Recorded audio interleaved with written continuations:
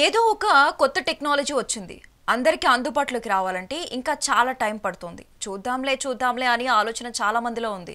ఇక నుంచి అలాంటి ఆలోచన మానుకోవాల్సిందే. ఆర్టిఫిషియల్ ఇంటెలిజెన్స్ అనేది మన జీవితంలో భాగం అయిపోయింది అనటానికి ఇండియాలోని ఈ అంశమే ఉదాహరణ. రోడ్డెక్కితే ట్రాఫిక్ ఇది అందరికీ కామన్ అయిపోయింది. ఇలాంటి ట్రాఫిక్ విభాగంలో ఇప్పుడు ఆర్టిఫిషియల్ ఇంటెలిజెన్స్ వచ్చేసింది. ట్రాఫిక్ సిగ్నల్స్ కు ఆర్టిఫిషియల్ ఇంటెలిజెన్స్ ఏంటి తెలుసుకోవాలంటే లెట్స్ వాచ్ ది స్టోరీ.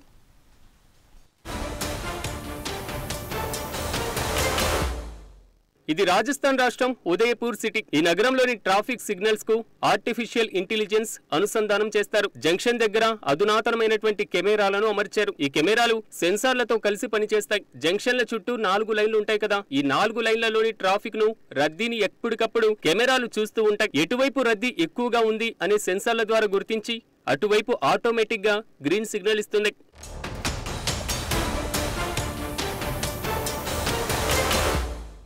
ఇది అవసరమైన దానికంటే ఎక్కువసేపు ఉండాలి అని ఆలోచిస్తూ మనం ఎన్నిసార్లు గ్రీన్ ట్రాఫిక్ లైట్ కోసం వేచి ఉన్నాము. ట్రాఫిక్ లైట్లు తరచూ పాతవిగా, అసమర్థంగా, నిరాశపరిచినట్లుగా కనిపిస్తాయి. కానీ అవి అలా ఉండవలసినటువంటి అవసరం లేకపోతే ట్రాఫిక్ సిగ్నల్స్ అనేవి వాహనాలు లేదా పాదచారుల ప్రవాహాన్ని నియంత్రించడానికి రంగు లైట్లను ఉపయోగించే దృశ్య సహాయక సమితి. ఇవి ఒకేసారి బహుళ దిశగా ట్రాఫిక్ ప్రవాహాలను సరైనటువంటి మార్గాన్ని నిర్వహించబడి ఉంటాయి. బాగా సమన్వయంతో కూడినటువంటి సిగ్నల్స్ జర్నీ సమయాన్ని మెరుగుపరుస్తాయి, రహదారి భద్రతను పెంచుతాయి.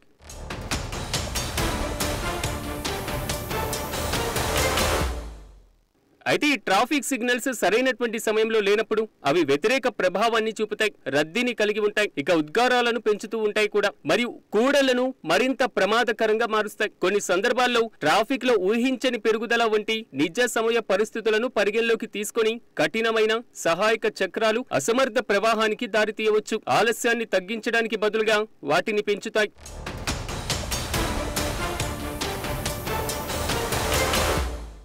ప్రపంచవ్యాప్తంగా ఉన్నటువంటి నగరాలు, అనేక భారతీయ నగరాలు సహా కృత్రిమ మేధస్సు ఆధారిత డైనమిక్ ట్రాఫిక్ సిగ్నల్స్ లతో ప్రయోగాలు చేస్తున్నాయి. అయితే ఈ వ్యవస్థలు ట్రాఫిక్ ప్రవాహాన్ని ఆప్టిమైజ్ చేయడానికి సెన్సార్లు, కెమెరాలు, బహుళ కనెక్ట్ చేయబడినటువంటి పరికరాల నుంచి AI, machine learning, real time డేటాను ఉపయోగిస్తాయి. స్టాటిక్ సిస్టమ్ లా కాకుండా ఈ సిగ్నల్స్ ప్రత్యక్ష ట్రాఫిక్ పరిస్థితుల ఆధారంగా సమయాలను సర్దుబాటు చేస్తాయి, ప్రయాణ సమయం, కాలుష్యాన్ని తగ్గిస్తాయి.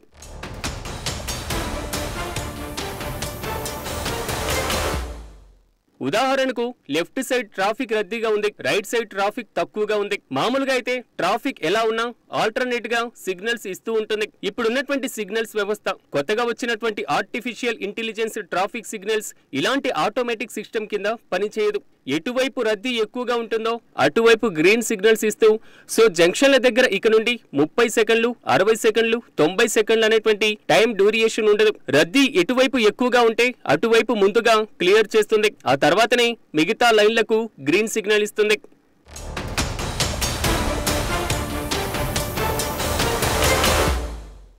రాజస్థాన్ రాష్ట్రం ఉదయపూర్ సిటీలో ట్రయల్ రన్ నిర్వహిస్తున్నారు. ఒక్కో జంక్షన్ లో ఆర్టిఫిషియల్ ఇంటెలిజెన్స్ ట్రాఫిక్ సిగ్నల్స్ ఏర్పాటు చేయడానికి 10 లక్షల రూపాయలు ఖర్చవుతుందని Udaipur city traffic DSP Ashok Anjana తెలిపారు. మరి ఉదయపూర్ వరకు వచ్చినటువంటి ఆర్టిఫిషియల్ ఇంటెలిజెన్స్ ట్రాఫిక్ సిగ్నల్స్ మన హైదరాబాద్ సిటీకి రావడం ఎంతో సేపు పట్టదు. ఇలాంటిది దేశంలో ప్రధానమైనటువంటి మెట్రో నగరాల్లో ఇలాంటి ఏఐ ట్రాఫిక్ సిగ్నల్స్ వ్యవస్థ అందుబాటులోకి వస్తే రోడ్లపైన రద్దీ మెరుగ్గా, సమర్థవంతంగా నిర్వహించడం అధికారులకు కూడా సులభతరమవుతుంది.